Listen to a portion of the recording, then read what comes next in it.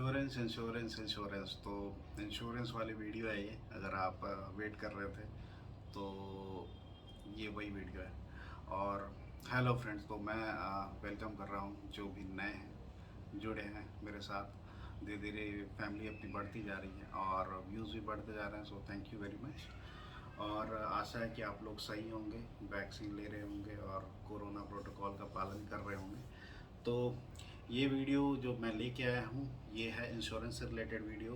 और इंश्योरेंस से रिलेटेड बहुत सारे क्वेश्चंस होते हैं लोगों के मन में, जो न्यू बायर हैं, जो ऑलरेडी बाय कर चुके हैं, रिन्यू करने वाले हैं इंश्योरेंस, उनके मन में भी। तो उससे रिलेटेड है ये वीडियो। और मैंने कुछ पॉइंट नोट डाउन किए हैं क्योंकि सब चीज़ें याद नहीं रहती, तथागत नहीं हूँ मैं, एक नॉर्मल इंसान हूँ। तो मैंने पॉइंट्स नोट डाउन किए हैं आप लोगों के लिए। तो अभी चलिए मैं उन पॉइंट्स को डिस्कस करता हूँ। चलिए आइए। होप कि आपको विजिबल हो रहा होगा। तो सबसे पहले इंश्योरेंस में 4-5 बातों का ख्याल रखना पड़ता है कि अगर आप बाय कर रहे हैं, रिन्यू कर रहे हैं, या आप ये अप टू 3 इयर्स के लिए मैं बात कर रहा हूँ। 3 साल तक का कोई व्हीकल का इंश्योरेंस आप रिन्यू कर रहे हैं या नई इंश्योरेंस आप बाय कर रहे हैं, तो किन किन बातों का ध्यान रखना है और उसके बिहाफ पे आपको क्या जजमेंट लेना है आपके इंश्योरेंस के लिए, वो है। सो सबसे पहले कार मॉडल कि आपका मेक है क्या है, मॉडल क्या है। और आईडीवी जनरली आप लोग देखोगे इंश्योरेंस पोर्टल पे होता है आईडीवी, चाहे पॉलिसी पे, सॉरी नहीं लूँगा नाम मैं, चाहे किसी भी थर्ड पार्टी जो प्रोवाइडर हैं, है ना, बहुत सारे हैं मार्केट में। तो उन पे ये मेंशन रहता है आईडीवी, या आप जब इंश्योरेंस लोगे तो भी आईडीवी आपको मिलेगा, या इंश्योरेंस कॉपी अगर आपके पास होगी तो चेक करना। तो ये इंश्योरेंस डिक्लेयर्ड वैल्यू होती है। इंश्योरेंस डिक्लेयर्ड वैल्यू क्या होती है कि अगर किसी गाड़ी का एक्स शोरूम सपोज 10 लाख है, राइट, सो उसकी जो आईडीवी होती है नई गाड़ी की वो 95% होती है। अगर आपकी गाड़ी 10 लाख की एक शोरूम है तो आपका जो इंश्योरेंस होगा वो 9,50,000 का होगा। या अगर 5% अगर हम हटा ले 10 लाख में से, जो भी वैल्यू, अगर मैं रॉन्ग हूँ, करेक्ट नहीं हूँ, तो आप लोग कैलकुलेट कर लेना कि 9,50,000 होगा, राइट। सो आपको जो इंश्योरेंस मिलेगा वो 9,50,000 का होगा, राइट, सपोज। हाँ जी, तो अब नोटबुक पे आ जाते हैं, थोड़ा इजी रहेगा समझाने के लिए। तो अगर कोई 10 लाख की व्हीकल है आपका एक शोरूम में, सपोज ये, ठीक है, और इंश्योरेंस कभी भी ऑन रोड पे नहीं होता है और एक शोरूम पे होता है, तो उसका जो मैक्सिमम आईडीवी होगा नई गाड़ी का जो होता है वो 95% होता है, ठीक है। और जो कि होगा 9,50,000, एक रफ आइडिया हम लोग ले रहे हैं। 10 लाख पे आपका इंश्योरेंस जो वैल्यू है गाड़ी का वो होगा 9,50,000। अब इन 9,50,000 पे ही आपको जो भी इंश्योरेंस के चार्जेस हैं वो देने पड़ेंगे। अब देखते हैं सेकंड पॉइंट हम लोग कंसिडर करते हैं कि अब जो रिक्वायरमेंट आपकी क्या है, बेसिक अगर आप देखें रिक्वायरमेंट आपकी क्या है, आपकी रिक्वायरमेंट क्या है। बेसिक इंश्योरेंस एक होना चाहिए। बेसिक इंश्योरेंस में जैसे कि नॉर्मली गाड़ी का एक इंश्योरेंस होता है, प्लस ये थर्ड पार्टी डैमेज क्या होता है, थर्ड पार्टी इंश्योरेंस लेना पड़ता है। थर्ड पार्टी डैमेज ये होता है जैसे कि आप गाड़ी चला रहे हैं, आपने किसी को एक्सीडेंट कर दिया और वो कोई इंजर्ड हो गया, तो ये इंश्योरेंस उसके लिए होता है। ये 3 साल का एक बार में ही नई गाड़ी के लिए होता है। अब ये जो सारी चीज़ें हैं, engine protection, zero depth, extra, तो ये सारी चीज़ें ऑप्शनल होती हैं। अब डिपेंड करेगा कि इंश्योरेंस कहाँ से ले, मतलब इंश्योरेंस की बेस्ट कंपनी कौन सी है। तो ये आपकी रिक्वायरमेंट पे, मतलब कस्टमर की रिक्वायरमेंट पे डिपेंड करता है। पहला तो कि मतलब कि कौन कौन से पे आप जाना चाहते हो। किसी किसी की पर्सनल चॉइस रहती है कि भाई हाँ मेरे को इस कंपनी का इंश्योरेंस अच्छा लगता है, डिपेंड कर सकता है। आपको बातों का ख्याल क्या रखना है कि आपको देखना है उस कंपनी का क्लेम सेटलमेंट का रिकॉर्ड क्या है, कितना परसेंट उसका क्लेम सेटल होता है। या सपोज़ 1 लाख का क्लेम अगर जा रहा है तो उसमें कितना परसेंट उसको वो सेटल करता है, 1000 में या लाख में वो कितने क्लेम सेटल कर रहा है। और आपको चेक करना है कि कैशलेस गराज भी उसके कितने हैं आपके एरिया में, जहाँ जहाँ आप जाते हो या रहते हो, जहाँ मतलब फ्यूचर में जाओगे तो आपको चेक करना है कि वहाँ वहाँ उसके कितने गराज हैं। उसके बिहाफ पे आप सेलेक्ट करो कि 2 या 3 इंश्योरेंस। उसके बाद आप इन सब चीज़ों को कंसिडर करना है, रिक्वायरमेंट नंबर 2 को, राइट। और उसके बाद हाँ, अब बड़ी बात है कि क्लेम कैसे करें। ठीक है, अगर सपोज़ आपको इंश्योरेंस क्लेम करना है, कोई एक्सीडेंट हो गया तो क्या मतलब इंश्योरेंस कैसे क्लेम करना है और क्लेम करें भी कि नहीं करें, तो वो सब सारे सवाल हैं।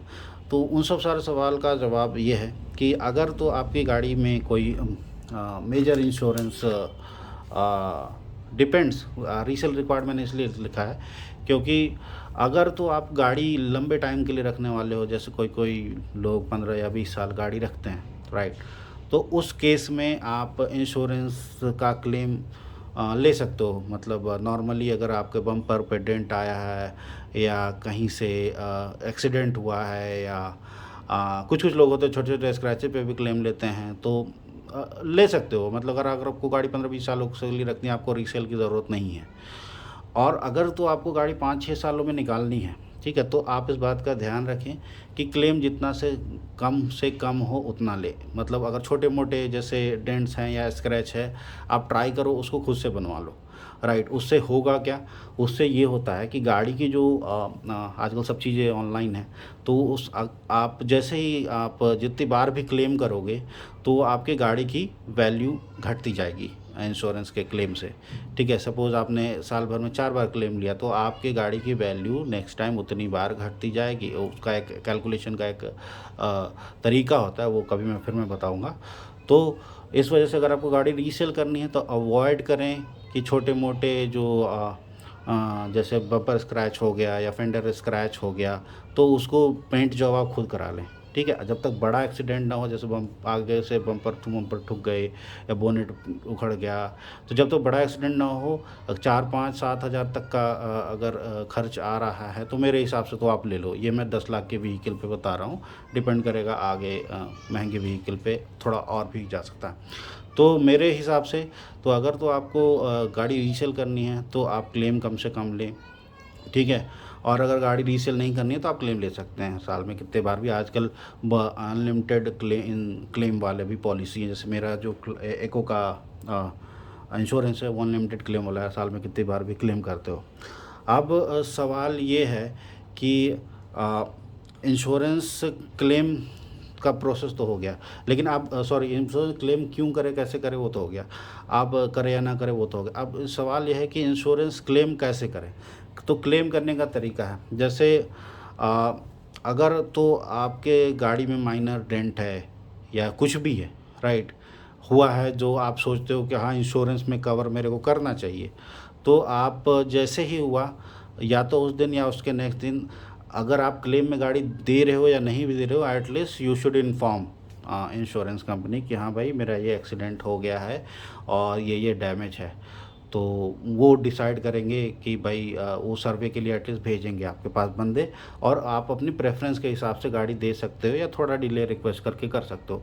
बट आपको इन्फॉर्म करना ज़रूरी है। जैसे सपोज आज आपका कोई एक्सीडेंट हुआ छोटा सा, जिसमें कि बम्पर मुड़ गया या फेंडर मुड़ गया, और आपने सोचा कि 2-4 दिन बाद इन्फॉर्म करूँगा, और उसके बाद होता क्या है कि अगर तो जहाँ ह्यूमिडिटी रीजन ज़्यादा है राजस्थान छोड़ के, तो वहाँ पे क्या होता है कि अगर आप जैसे मेटल अगर विजिबल हो गया है स्क्रैच में डेंट में, तो मेटल रस पकड़ता है। तो सपोज एक हफ्ते बाद आपका दूसरा कोई बड़ा एक्सीडेंट हो गया, राइट, तो उस बड़े एक्सीडेंट का जो क्लेम है वो सिर्फ कंपनी देगी। अगर उस वक्त तो आप क्लेम करोगे ही, लेकिन वो छोटे एक्सीडेंट को आपको कंपनी क्लेम नहीं देगी।